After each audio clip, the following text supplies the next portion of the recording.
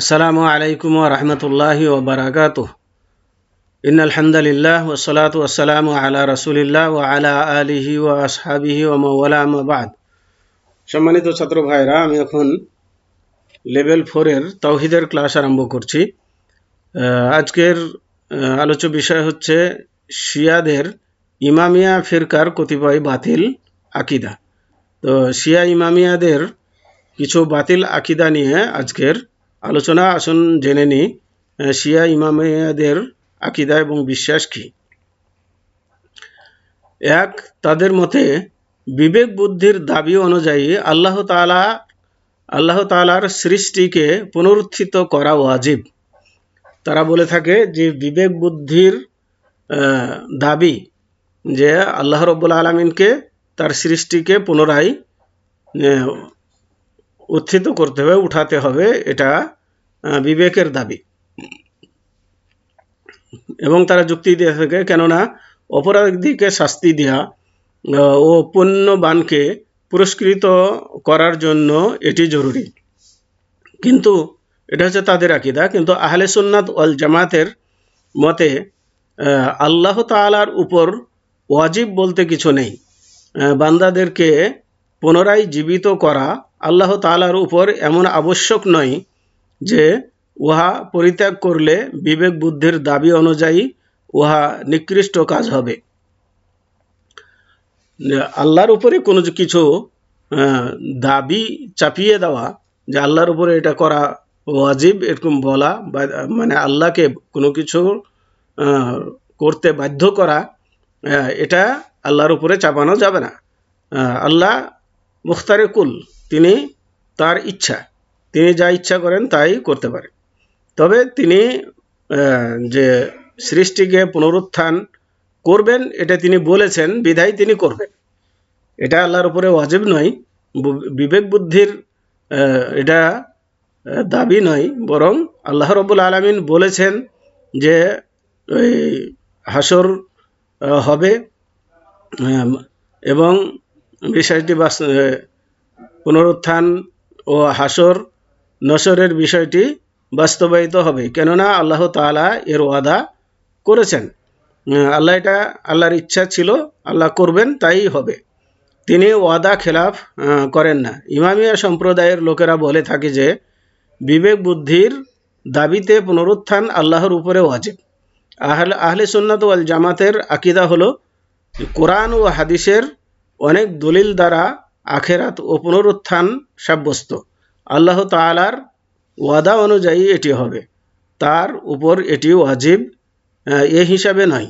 আল্লাহ তাআলা বলেন, ইন্নাল্লাহা লা ইউখলিফুল মিআদ। আল্লাহ তাআলা নিশ্চয় ওয়াদা ভঙ্গ করেন না। আল্লাহ এটা করবেন বলেছেন, তাই করবেন। সুতরাং কোরআন ও সহিহ হাদিসের দলিলগুলো তাদের আকীদাকে বাতিল সাব্যস্ত করে। মোট কথা, আল্লাহ তাআলার উপর কোনো ওয়াজিব বা আবশ্যকতা নেই।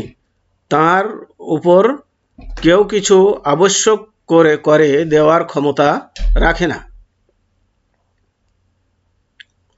2,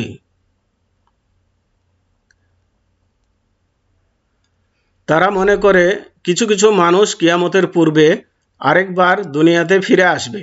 সুতরাং আল্লাহ তাআলা তার নবী মুহাম্মদ সাল্লাল্লাহু আলাইহি ওয়াসাল্লাম, আলী রাদিয়াল্লাহু তাআলা আনহু, হাসান, হুসাইন এবং তাদের শত্রুদেরকে কিয়ামতের আগে দুনিয়াতে ফিরিয়ে আনবেন। এমনি তারা আরও বিশ্বাস করে যে তাদের অন্যান্য নিহত ইমাম ও তাদের হত্যাকারীদেরকে ফিরিয়ে আনবেন। এটা তাদের বিশ্বাস। অথচ এগুলো অসম্ভব, এগুলো হবে না। মাহাদির আত্মপ্রকাশ ঘটার পর এমনটি হবে বলে তারা বিশ্বাস করে। তারা ফিরে এসে শত্রুদেরকে শাস্তি দিবেন এবং এই আকীদার নাম পুনর্জন্ম। তাদের এই আকীদার নাম হচ্ছে পুনর্জন্ম, অর্থাৎ কিয়ামতের আগেই কিছু মানুষ মৃত্যুর পর দুনিয়ায় স্বাভাবিক জীবন আবার ফিরে আসায় বিশ্বাস করা। কোরআন সুন্নাহর অনেক দলিল তাদের এই আকিদাকে বাতিল ও মিথ্যা সাব্যস্ত করেছে। তাহলে আহলে সুন্নাত ওয়াল জামায়াতের মতে মৃত্যুর পর কোনো মানুষই কিয়ামতের আগে দুনিয়ার জীবনে ফিরে আসবে না। আল্লাহ তাআলা বলেন, ওমি ওয়ারাইহিম বারজাখুন ইলা ইয়াউমি ইউবাআসুন, তাদের সামনে রয়েছে বারজাখ, একটি পর্দা, এটা কিয়ামত দিবস পর্যন্ত। এর আগে এই পর্দা উন্মোচন হবে না। তার মানে কিয়ামতের আগে আর কেউ উঠবে না, কেউ জীবিত হবে না। 3, ইমামিয়া সম্প্রদায়ের লোকেরা আরও মনে করে তাদের কেউ কেউ মারা গেলে আল্লাহ তাআলা তাকে কোনো শাস্তি দিবেন না। মানে ইমামিয়া সম্প্রদায়ের লোকেরা যদি মারা যান তাহলে তাদেরকে আল্লাহ শাস্তি দিবেন না। সে ছোট বড় যত গুনাহ করুক না কেন, কিয়ামতের দিন কিংবা কবরে তাকে শাস্তি দিবেন না। এটি যে একটি বাতিল আকিদা তা সর্বজন বিদিত। এটা একটা বাতিল আকিদা। এই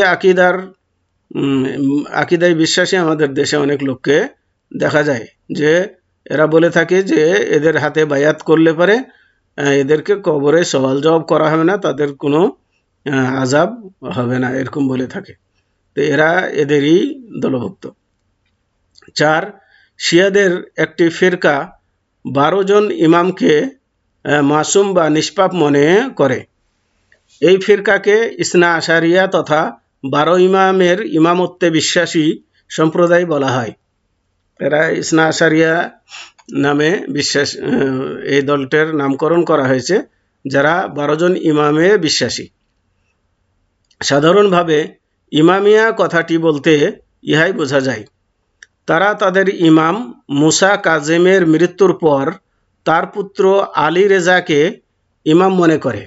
এদের যে ইমামের সিলসিলা এটা হচ্ছে এরকম যে তাদের ইমাম মুসা কাজেমের মৃত্যুর পরে ইমাম হয়েছে তার পুত্র আলী, মানে ইমাম মুসা কাজেমের পুত্র আলী রেজাকে ইমাম মনে করে। অতঃপর আলী রেজার পুত্র মোহাম্মদ তাকিকে ইমাম মনে করে, যিনি তাদের নিকট জাওয়াদ হিসাবে পরিচিত।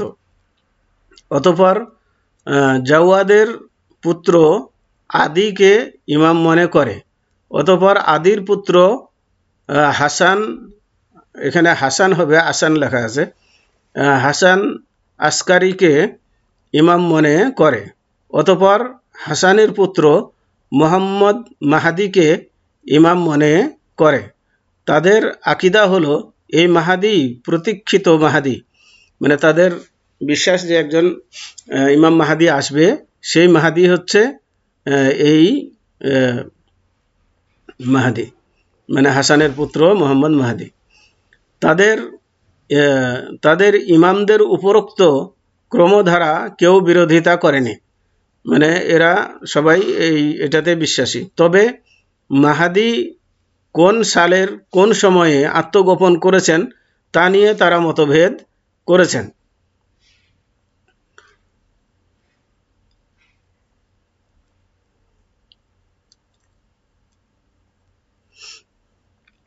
তাদের কেউ কেউ বলেছেন আসলেই তিনি মৃত্যুবরণ করেছেন, কিন্তু কিয়ামতের আগে যখন দুনিয়া জুলুম নির্যাতনে ভরপুর হয়ে যাবে তখন তিনি ফিরে আসবেন। ওই যে তারা পুনরুত্থানে বিশ্বাসী, সেই হিসাবে তারা মনে করে যে মারা গেছে কিন্তু আবার আসবে। 255 হিজরি সালে এই ফিরকার আবির্ভাব ঘটেছে। এই সম্প্রদায়টি পুনর্জন্মে বিশ্বাসী। তারা তাদের ইমাম মুসা কাজেমের কবরের পাশে গিয়ে উচ্চস্বরে ডাকতে থাকে আর বলতে থাকে, তোমার মধ্যেই আল্লাহর বহিঃপ্রকাশ ঘটেছে। তাদের এই কথা বলার কারণ হলো তারা মনে করে যে ইমামত কেবল বংশানুক্রমেই এবং সরাসরি আল্লাহর পক্ষ হতে নির্বাচিত হয়, অর্থাৎ ইমামের বড় ছেলেই ইমাম হবে, পরবর্তীতে আবার তার বড় ছেলে, এভাবে চলতে থাকবে। কিন্তু তারা আলী রাদিয়াল্লাহু তাআলা আনহুর পর তার বড় ছেলে হাসানের ক্ষেত্রে তা মনে করে না। তা মানে না। তারা হুসাইনকে ইমাম মনে করে এবং হাসানকে বাদ দিয়ে হুসাইনের ইমামতকে স্বাভাবিক নিয়মে ব্যতিক্রম মনে করে। ঠিক এমনি তাদের ষষ্ঠ ইমাম জাফর সাদেকের বড় পুত্র ইসমাইল যখন জাফরের জীবদ্দশাতেই মারা গেলেন, তখন ইসমাইলের ছোট ভাই মুসা বিন জাফরকে ইমাম নিযুক্ত করা হলো। এতে করে ইমাম নির্বাচনের স্বাভাবিক ধারার পরিবর্তন হলো। তাদের যে একটা ধারা ছিল যে এরপরে এ হবে, এরপরে এ হবে, তো এটা ওই ইসমাইলের মৃত্যুর পরে এটা পরিবর্তন হয়ে গেছে। আর এটিকে তারা আল বাদা হিসাবে নামকরণ করেছে। অর্থাৎ ইমাম সরাসরি আল্লাহর পক্ষ হতেই নির্বাচিত হয় এবং তা কেবল ইমামের বড় পুত্রই হয়ে থাকেন।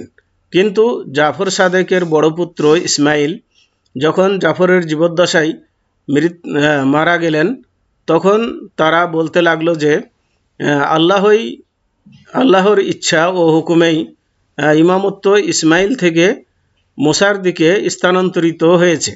অর্থাৎ তাদের মতে আল্লাহ তাআলা প্রথমত জানতেন না যে ইসমাইল তার পিতার জীবদ্দশাতেই মারা যাবেন এবং ইমাম হওয়ার যোগ্যতা হারাবেন। পরে তিনি তা জানতে পেরেছেন এবং অন্যকে ইমাম নিযুক্ত করেছেন। নাউযুবিল্লাহি মিন যালিক। এগুলো হচ্ছে তাদের আকীদা। মনে যা চায় তাই তারা বলে। পরে তিনি তা জানতে পেরেছেন এবং অন্যকে ইমাম নিযুক্ত করেছেন। তাদের মতে অজ্ঞতার পরে আল্লাহর জন্য ইলম অর্জিত হয়। আল্লাহ আগে অনেক কিছু জানেন না, পরে তিনি জানেন, এরকম তারা আল্লাহ সম্পর্কে বিশ্বাস করে। নাউযুবিল্লাহ। শিয়ারা আল বাদা এর অন্য অর্থ করে থাকে। ইমামিয়া সম্প্রদায়ের লোকেরা আরও মনে করে যে তারা ব্যতীত অন্যান্য সকল ফিরকার লোকই জাহান্নামে চিরস্থায়ী হবে, শুধু তারাই নাজাত পাবে। তাদের মতে সুন্নিদের সকল ফিরকাই জাহান্নামী হবে। রাফেজি কারা?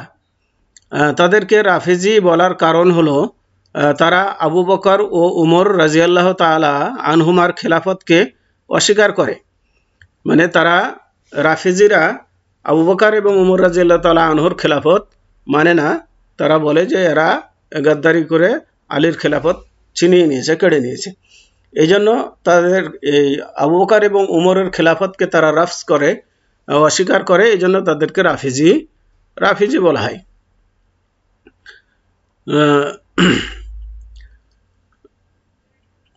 আরও বলা হয়ে থাকে যে তারা ছিল প্রথমত জায়েদ বিন আলী বিন হুসাইন বিন আলী রাজিয়াল্লাহু তাআলা আনহুর অনুসারী। এদের অনুসারী ছিল তারা জায়েদের কাছে যখন আবু বকর ও উমর রাজিয়াল্লাহু তাআলা আনহুমা সম্পর্কে জিজ্ঞাসা করলো, যে তাদেরকে আবু বকর এবং উমর রাদিয়াল্লাহু তাআলা আনহু সম্পর্কে যখন তার মত জানতে চাইলো, তখন তিনি তাদের প্রশংসা করলেন। মানে